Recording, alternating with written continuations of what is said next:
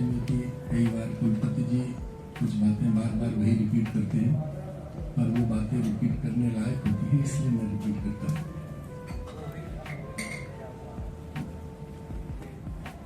एक जो है एक जाट के 5 बेटे थे, तो वो 5 बेटे आपस में बहुत झगड़ा था। वो झगड़ा होने से उनको जो है एक लड़के आता था, उसको जो है सब हार जाते थे। एक बार एक लकड़ी बेचने वाला आया, उसने कहा कि साहब ये लो एक लकड़ी तोड़ दी। कहा 2 मिला के दी, तोड़ दी।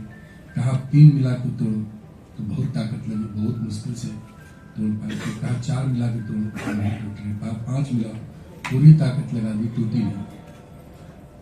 कहने का मतलब ये है कि जो शक्ति आपकी टीम में है वो कभी एक व्यक्ति में नहीं हो सकती है। जैसे ही टीम बन जाती है तो उसको शक्ति कई गुना बढ़ जाती है, उसकी स्ट्रेंथ कई गुना बढ़ जाती है। यही नहीं, इसका वैज्ञानिक परीक्षण भी किया गया। अगर एक लकड़ी का स्ट्रेंथ नापते हैं तो उसका जो टेंसाइल फैक्टर होता है उससे मल्टीप्लाई करके फिर 5 का नापते हैं, और अगर उन 5 को एक साथ मिला के नापते हैं तो उससे 3-4 गुना ज्यादा निकलती है। इसका मतलब कहीं न कहीं संघीय शक्ति, संगठन में शक्ति है। तो धीरे धीरे हम सब संगठित हो रहे हैं। संगठित मतलब काम के प्रति। ऐसे तो और भी कई संगठन हैं यहाँ पे, उसकी हम बात नहीं करेंगे, लेकिन काम के प्रति संगठित होना, काम के प्रति अपने को आगे बढ़ाना, ये एक नई प्रकार की अनुभूति होती है हर व्यक्ति के अंतर्गत, और अच्छा भी लगता है। अभी भी कुछ जगह थोड़ी सी प्रॉब्लम आती है। मैं बार बार कहता हूँ, हम कहीं पे हायरार्की ब्रेक करते हैं। मुझे लगता है वो बड़ी खतरनाक चीज है। और जब तक आप हायरार्की ब्रेक करते रहेंगे तब तक सिस्टम नहीं चलेगा। कोई भी तंत्र है, चाहे आपका अपना स्वयं का शरीर भी क्यों न हो, उसमें भी कुछ चीजें हैं, हायरार्की बनी हुई है पूरी। तो उस हिसाब से अगर किसी से कहा जाए पैर की बजाय सर के बल चलो, तो हो सकता है थोड़ी देर चल दे, कुछ लोग प्रैक्टिस करके 10-20 कदम भी चल सकते हैं। लेकिन कही दिया जाए कि सर के बल चलो तो शायद बहुत मुश्किल होगा, क्योंकि सर के बल चलने के लिए बताया नहीं गया, प्रभु ने वैसा बनाया नहीं। उन्होंने तो कहा पैर चलने के लिए है और सर समझने के लिए है। तो जो जहां जिस प्रकार का व्यक्ति है उसको उसी प्रकार का काम दिया गया। लेकिन ये कई बार हम गलत सोच लेते हैं कि सर अगर समझने के लिए है तो यही श्रेष्ठ है। ये गलत है, क्योंकि अगर सर श्रेष्ठ है, आप लोग बात समझ लोगे हमारी, मैं उस भाषा में सीधे नहीं बता रहा हूँ, आपको दूसरी भाषा में बता रहा हूँ। अगर सर ही श्रेष्ठ है, जो ऊपर है वही श्रेष्ठ है, तो फिर पैर की जरूरत नहीं होती। अगर पैर काट दो तो क्या वो व्यक्ति चलेगा? नहीं चलेगा। इसका मतलब हर नीचे से लेके ऊपर तक सभी इंपॉर्टेंट है। जिस दिन जब हमारे सबके समझ में ये बात आ जाएगी कि हायर की जरूरत है, सभी महत्वपूर्ण है, सभी अपनी अपनी जगह जो जिसको काम दिया गया वो काम करना है, तो निश्चित रूप से सफलता आपको जैसे हम मिलने लगी आगे भी मिलते रहेगी। कुलपति तो आते जाते रहते हैं, उनका कोई वो नहीं होता। यूनिवर्सिटी तो आपकी है।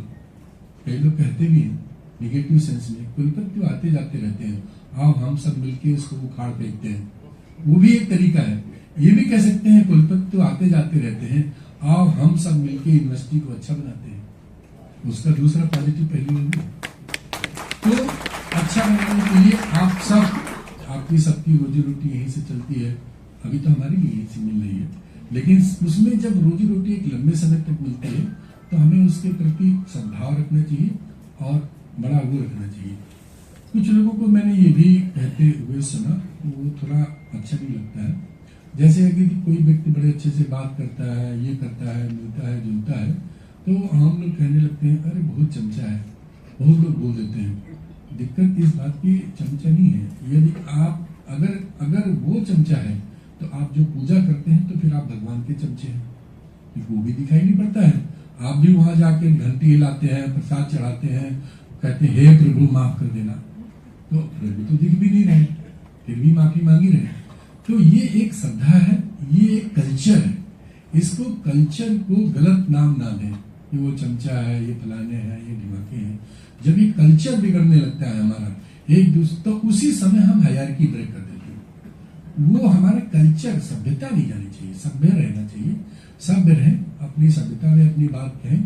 आपकी कोई बात कहीं आपको खल रही है तो अपनी बात को बड़े अच्छे से रखें कि हमको सर ये वाला थोड़ा सा अच्छा नहीं लगा, बाकी ठीक है, आप हायर हैं, आप जो निर्णय लें ठीक है, ये मेरे हिसाब से थोड़ा ऐसा ठीक नहीं लगा। दूसरी बात, हमको थोड़ा सामंजस्य की क्षमता होनी चाहिए।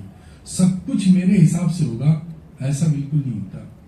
ईश्वर वो करता है जो आपके हिसाब से अच्छा होता है। चाहते हम वो है जो हमें अच्छा लगता है, लेकिन ईश्वर वो करता है जो आपके लिए अच्छा होता है। तो इसमें दो चीज में फर्क होता है।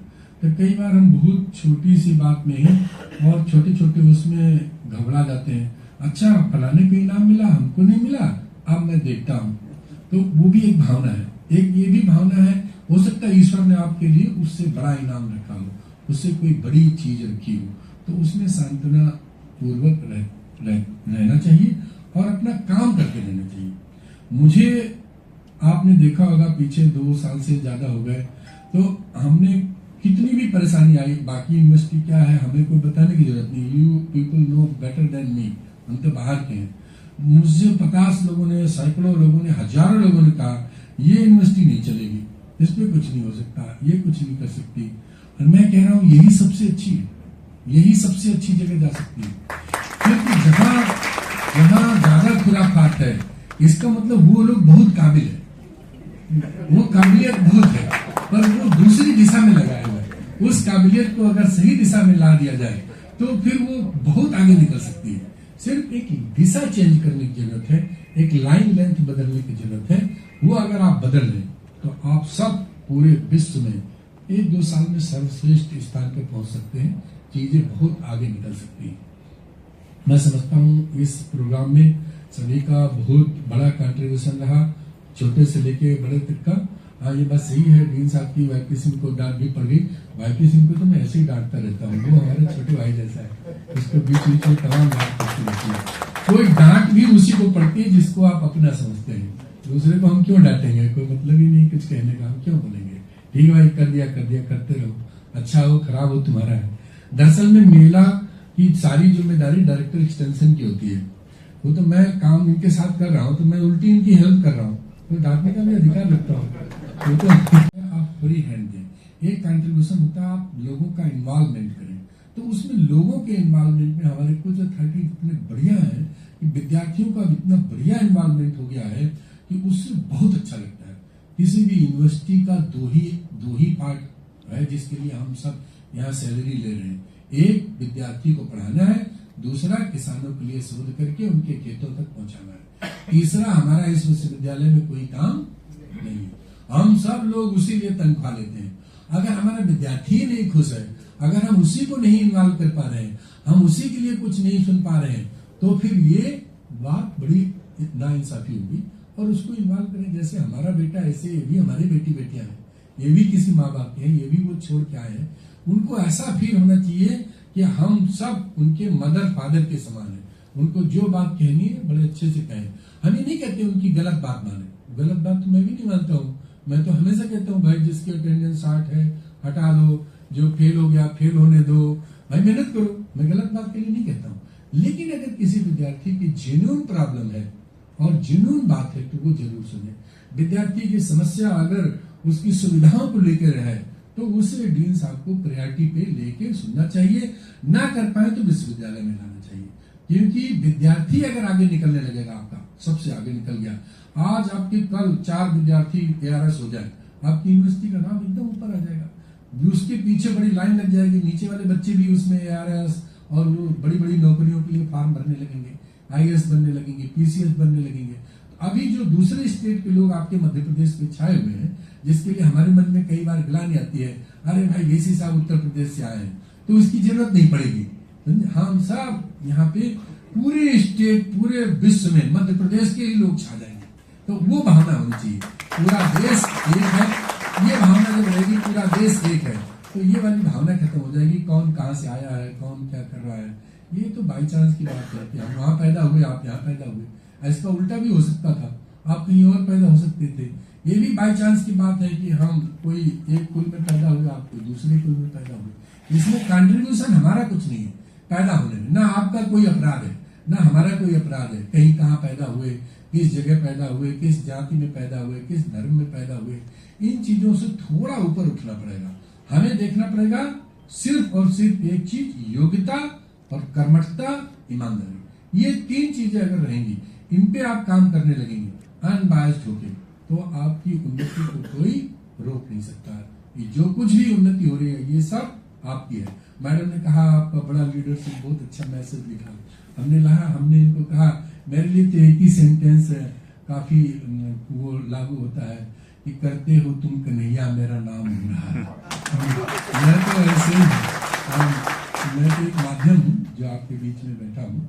करता तो ईश्वर है, शायद उसने ये समय आपके लिए ऐसा माहौल बना रखा है, ईश्वर की कृपा है कि जिससे हम सब मिलके और सब लोग मिलके एक अच्छा काम कर पा रहे हैं।